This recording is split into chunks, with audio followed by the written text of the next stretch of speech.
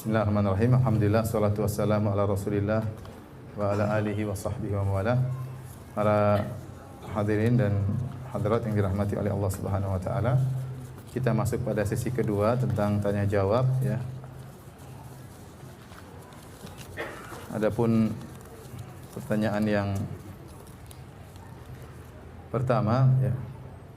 Assalamualaikum warahmatullahi wabarakatuh. Ustaz, apa benar kondisi pemerintah Arab Saudi saat ini sedang menuju ke zaman jahiliyah dengan dibuatnya peraturan baru, dilegalkan dan diberi kebebasan untuk akhwat menggunakan hijab, tidak lagi berwarna hitam, akhwat bisa menonton bioskop dan pertandingan sepak bola dan sebagainya. Jazakallahu khairan wa barakallahu fiik.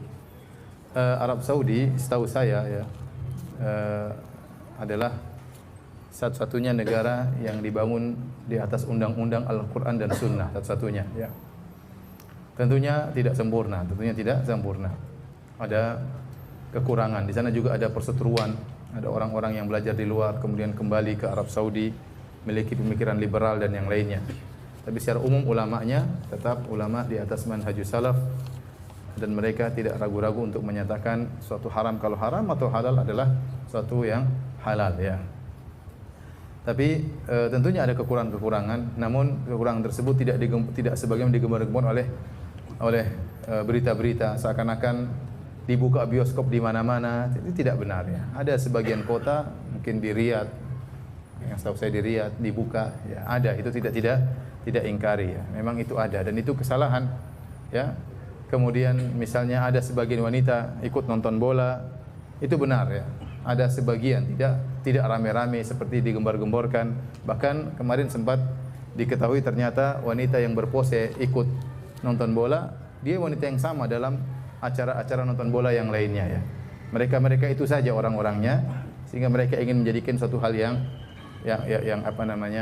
seakan-akan sudah tersebar di Arab Saudi. Sampai sekarang contohnya Arab Saudi membolehkan wanita untuk menyetir mobil dan itu memang secara syariat tidak ada larangan. Tetapi toh di Madinah pun tidak ada wanita nyetir mobil. Artinya secara aturan boleh tapi mereka tidak mengerjakan.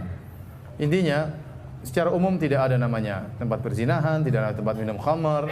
Masih menurut saya adalah masih negara yang terbaik karena satu-satunya negara yang dibangun di atas undang-undang Al-Qur'an dan Sunnah ya.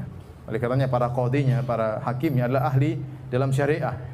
Kalau saya pergi ke kantor pengadilan, di situ letakkan buku-buku para ulama karena mereka mengambil hukum dari buku-buku para ulama. Adapun kekurangan ada itu tidak kita ingkari ya.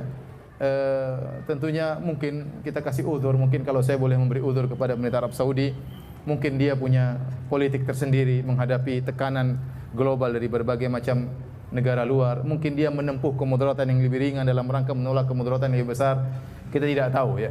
Tapi kalau kita bilang ada kekurangan, ada kekurangan. Kita tidak mengatakan Arab Saudi adalah negara yang maksum ya. Negara yang juga punya kekurangan ya dengan berbagai macam kondisi sekarang, tapi kelebihannya masih terlalu banyak. Wallahu a'lam bishawab.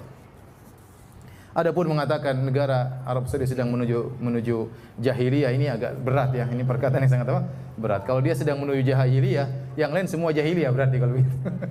Kalau dia sedang menuju jahiliyah berarti yang ada sekarang semuanya di zaman jahiliyah. Adapun mengatakan sekarang kita di zaman jahiliyah tidak bisa, tidak gampang mengatakan kalimat seperti itu sementara Islam berkembang di mana-mana, bahkan di negara Eropa juga Islam mulai berkembang. Kemudian kita mengatakan ada negara menuju jahiliyah agak berat. Ya namanya pertentangan, perdebatan antara kebenaran kebatilan ada di mana-mana, bahkan di Arab Saudi.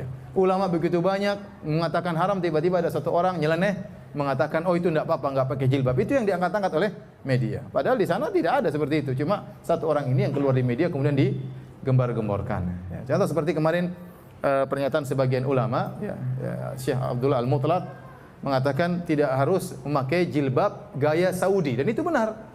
Kita orang Islam tidak harus memakai jilbab gaya Saudi, pakai abaya. Abaya itu baju yang diletakkan di atas sehingga kainnya langsung begini. Ya. Jadi kain diangkat ke atas, taruh di atas kepala. Itu gaya berjilbab orang-orang Arab. Kata dia tidak harus memakai abaya model orang Arab. Diterjemahkan oleh sebagian media sosial, dia menyatakan tidak harus pakai jilbab. Aneh kan? Padahal tidak harus berjilbab dengan model gaya orang Arab Saudi. Dan tidak ada ulama yang mengatakan harus berjilbab dengan model Arab Saudi.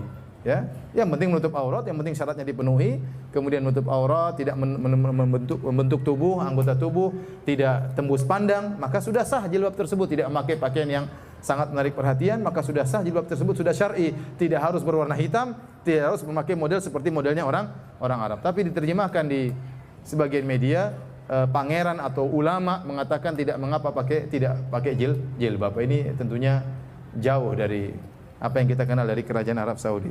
Saya ingatkan kembali, jadi Arab Saudi mereka juga berhak untuk berpolitik dan mereka juga punya kekurangan, tidak sempurna, ya. Tetapi kebaikan mereka masih jauh lebih banyak.